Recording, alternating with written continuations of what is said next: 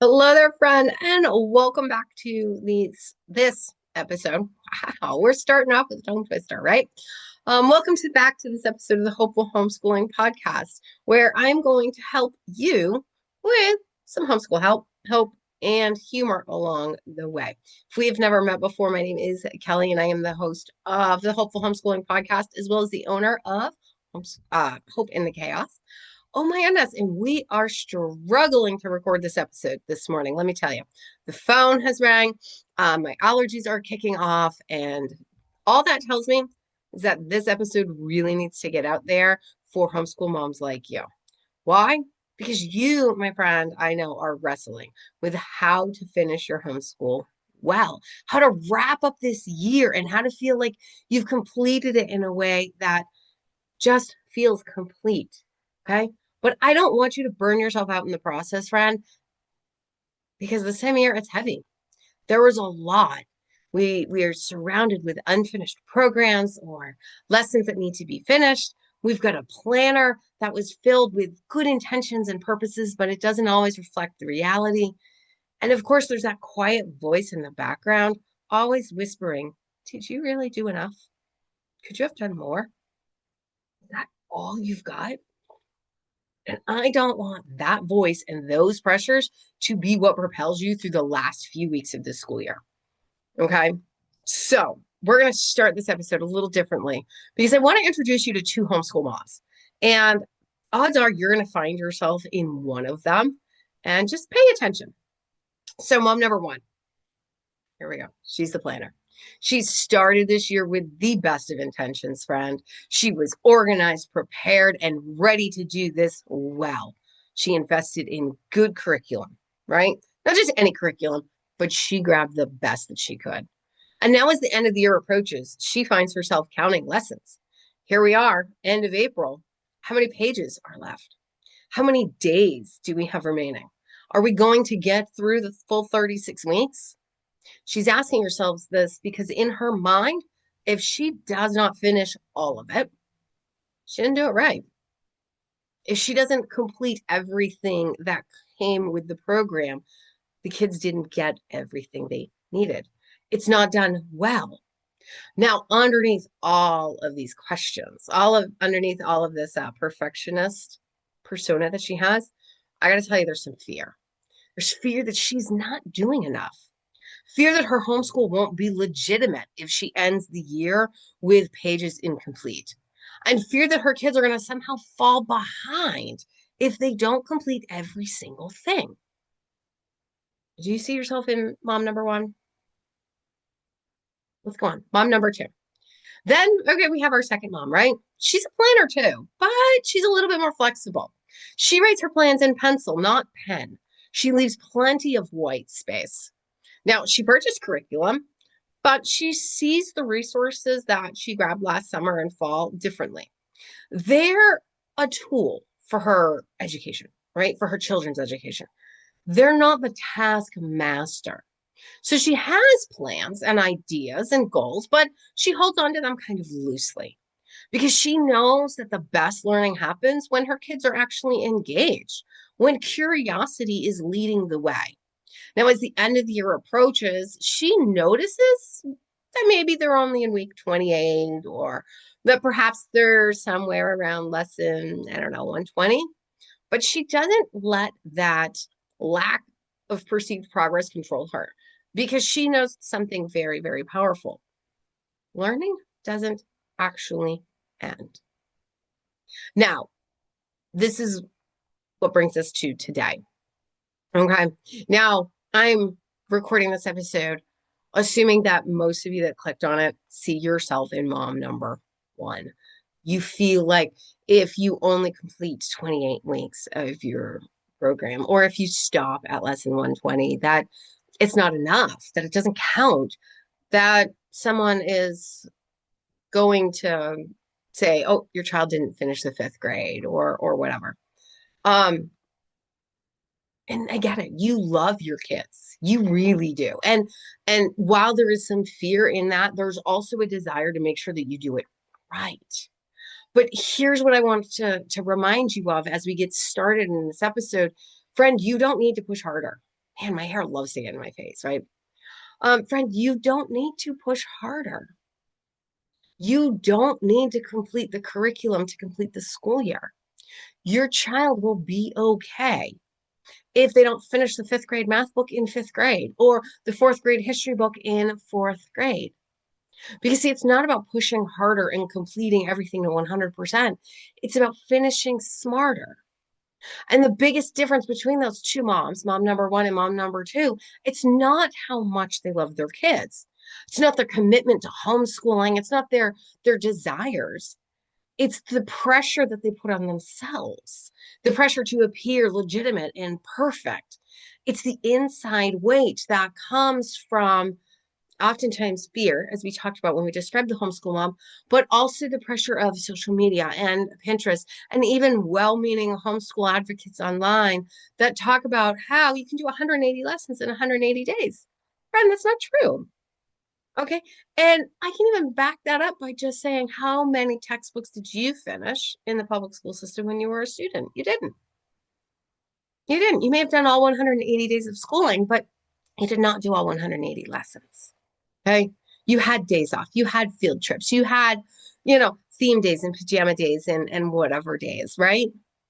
Where you didn't necessarily crack the math book. So you get to the end of the school year and you were allowed to move forward because the teacher said you could. And it's not because you completed all the lessons. So I want to step back for a minute because here's where I want to talk about what it looks like to end your homeschool year, because there's really three different methods of ending your homeschool year. And I want you to understand that there's no one right way. Okay. And this is where we're going to come back to our two homeschool moms and we're going to talk about the different ways of ending. Now, the traditional ending, of course, that's our first homeschool mom, right? She's aiming for tradition. She's aiming for picking a day that's 180 days from her start date, right? It is a clear finish, right? It is a sense of completion. It's not just a preference for her, it feels required. Because if you don't end the school year, how do you know when to start the next one? She feels like if she doesn't go with that traditional end date in May or June, then she didn't hit a mark that is necessary and that something is even wrong. Then there's the transition ending. And that's probably where our second homeschool mom is going to find herself because she's going to look at the approaching summer months and say, you know what? We're going to scale back. We're going to ease into summer. Maybe we're going to do school 3 days a week, not 4 or 5, right? She wants to focus on what matters, and that's enjoying the summer. That's beach days. That's planting a garden. That's hiking and exploring outside. So she lets the little pressures go because she's not really trying to prove anything. She just wants to serve her family and their educational journey well. Then, of course, there's the third ending, which is a year-round learning, right? Where learning doesn't end. And generally speaking, mom number one, she's not good for this because with no end, she can't wrap everything up, right? So this really is for our second homeschool mom, right? She keeps going without breaks, embracing the flexibility and freedom to maybe take a week off when she needs it, or travel, or learn on the go, right? Because this is what the second mom already understands that the first mom is still learning, is that the calendar doesn't define your school year. The calendar doesn't dictate learning. Recently I had a mom ask me, how do you count school days if you do have to take a long-term gap, right? Like if there's a family emergency or some sort of situation where you can't pick up your math book and your history and whatever, and you got to take a long gap. And I told that mom with all the confidence in the world, because this is how we homeschool, that we learn 365 days a year. We're always growing and learning in our homeschool. And that is something, friend, that I didn't have at the beginning. And so if you're wrestling with trying to work through this out, understand that this comes with time. And I'll explain to you how we got here, because here's what I haven't told you. I am a mix of both homeschool mom 1 and 2. And I might be jumping ahead in my notes a little bit. Homeschool mom is who I was when we started, right? She had the planner and it was filled out perfectly at the beginning of the school year. Counted out the 180 lessons, counted out the 180 school days. I included vacations and they were known ahead of time. Everything had to be done that way. And when I say that she had fear, I can say that with confidence because that was me. I was so afraid that we weren't going to do it right, that we weren't going to do it well, that it put all this undue burden and pressure. So, again, like I said, I've probably jumped ahead in my notes, but we're going to keep going.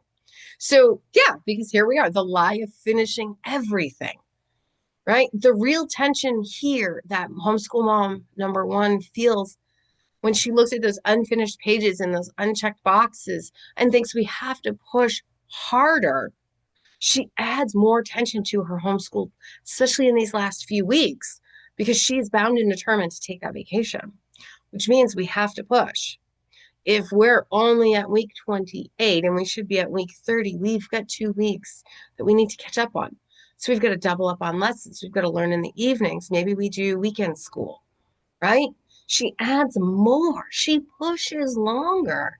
She forces a completion so that she can check off the box without ever wondering if her kids actually learned all of these amazing lessons, right? The second mom, that she pauses. She says, well, what really matters? What is learning? She understands that done does not equal success for the homeschool year because your child might complete the pages, but that doesn't mean they've actually learned the material.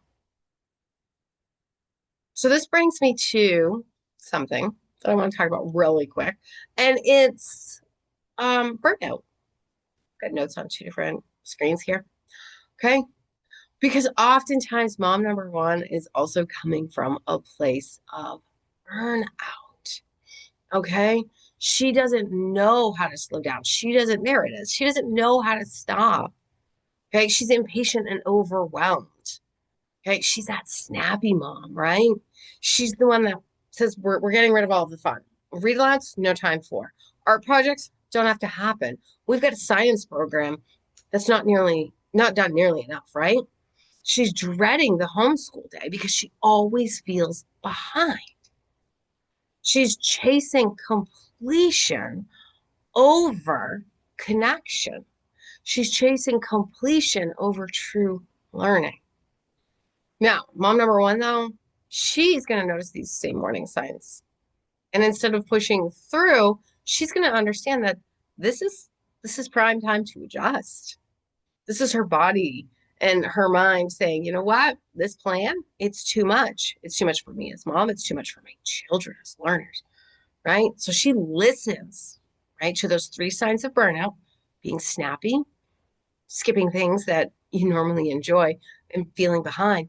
She's going to adjust, right? Because again, ending your homeschool year, whether you choose a traditional ending with a date, whether you choose just a time to slow down and enjoy summer while you still keep learning to avoid some of that summer slide, or just because you want to continue, or whether you just school year round, we know that those signs are there, right? And I will tell you, I've done all 3, right? For a long time, we followed a traditional school calendar. We started in August, we ended in June because that's what schools around here do. We shifted to like a September. Well, we kept our August start, but then we shifted to a May end. We bumped to September to have a June end.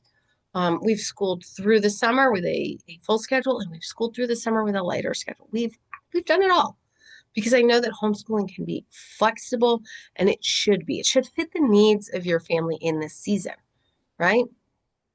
So if you find yourself heading towards burnout, right? The end of the year is calling. You feel the urge to bear down and to really get everybody going, but you know that that's not going to do anybody good because you know you're just going to burn yourself and your kids out. Let me introduce you to a different option. One that is tried and true, one that is tested in not just my homeschool, but countless homeschools around. Okay. It's a minimum homeschool day. And it allows you to shift. It allows you to still move forward without the pressure. Okay. Because when things feel heavy in our homeschool, that is not the time to, bunker down. That's not the expression I'm looking for. But it's not the time to just say, we got to push through. No. When things are starting to feel heavy, that's when you need to simplify and pull back.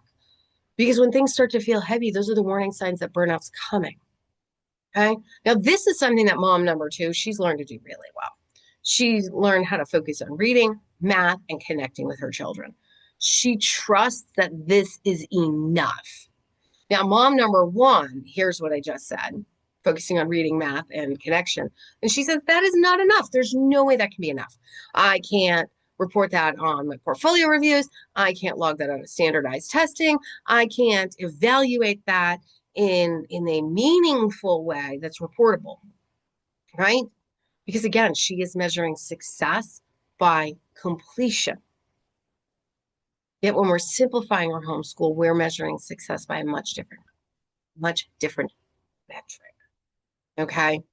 So let me say something really clearly, especially for those moms that find themselves in category number one, right? Who feel like you're behind, who feel the pressure to finish everything, right? Who think that you can't do enough if you just cover reading, writing, and hanging out with your kids. Mom, let me tell you from someone who did it. You're allowed to pivot, right? You're allowed to drop things. You're allowed to shorten lessons. You're allowed to swap out what's not working for something new, right? This is where mom number one can pivot into mom number two because mom number two already knows that she's thriving.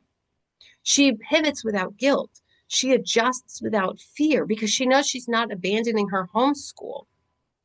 When she slows down, she's leading it well. Okay. Now, mom number one, she wants to do this. Okay. In her heart of hearts, she goes, maybe.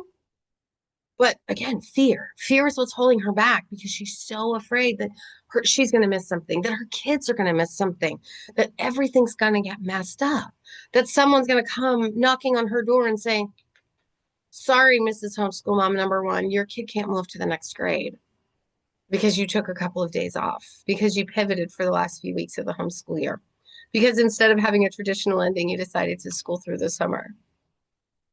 But I got to tell you, as I've already given away, I have been mom one and two, right? We have pushed too hard in all the wrong ways, right? I have been mom number one, which is why I can speak to her and what's going on in her heart. Okay.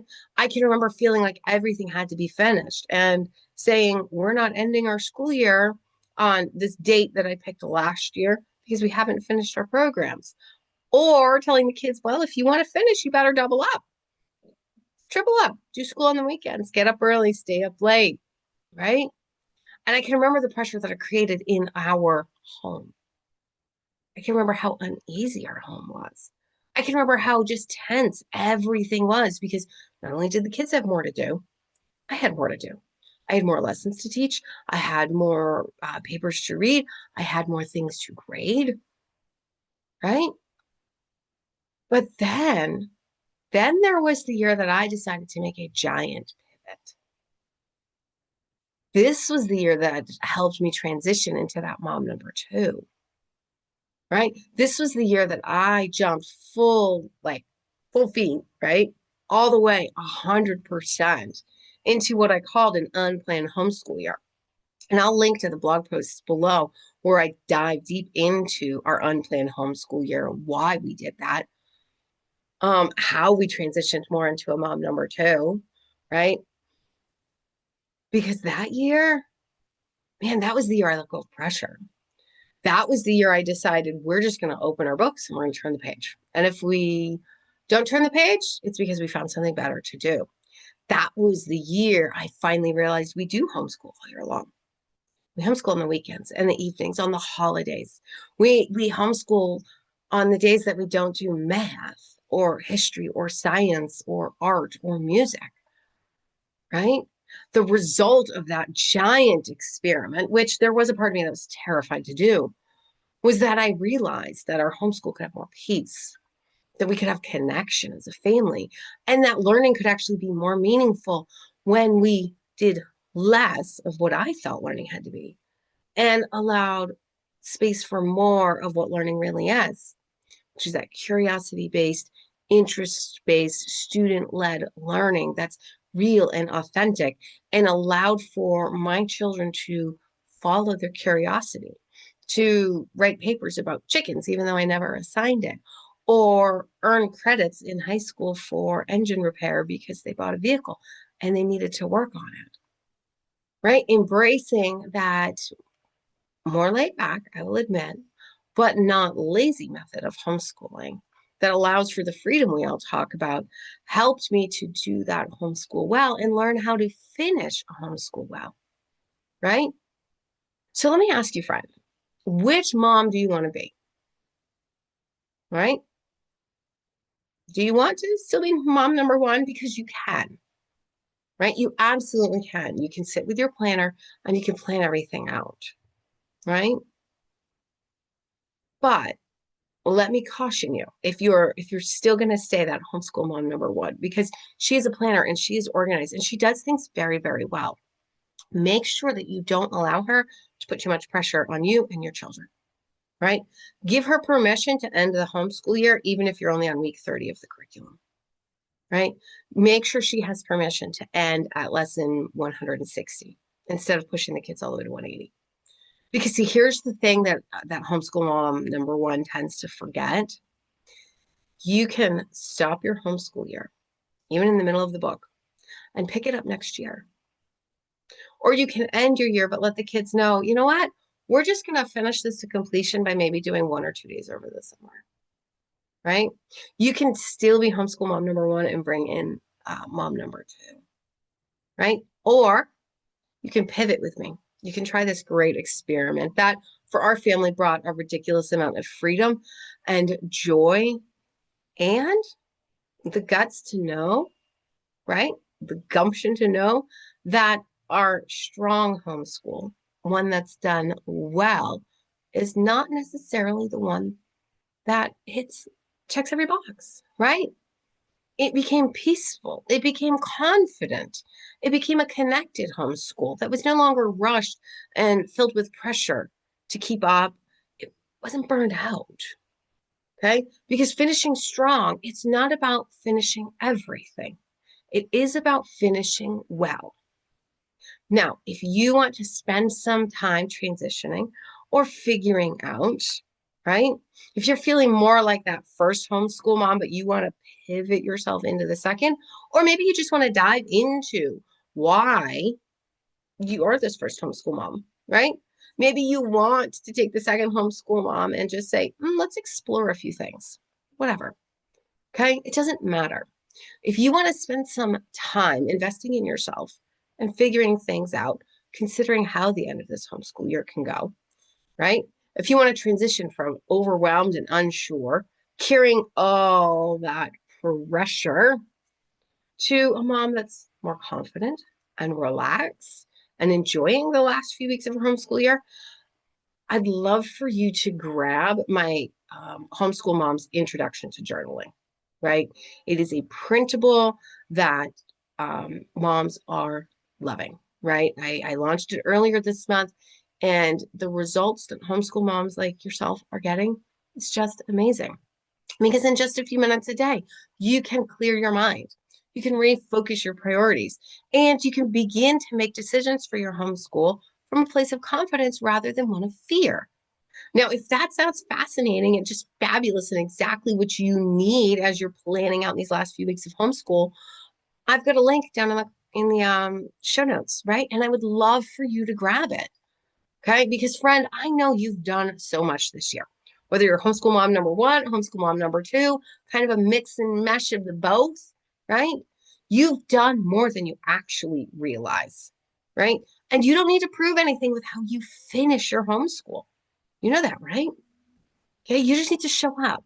You need to be intentional. You need to be thoughtful. You need to give grace to both yourself and your children.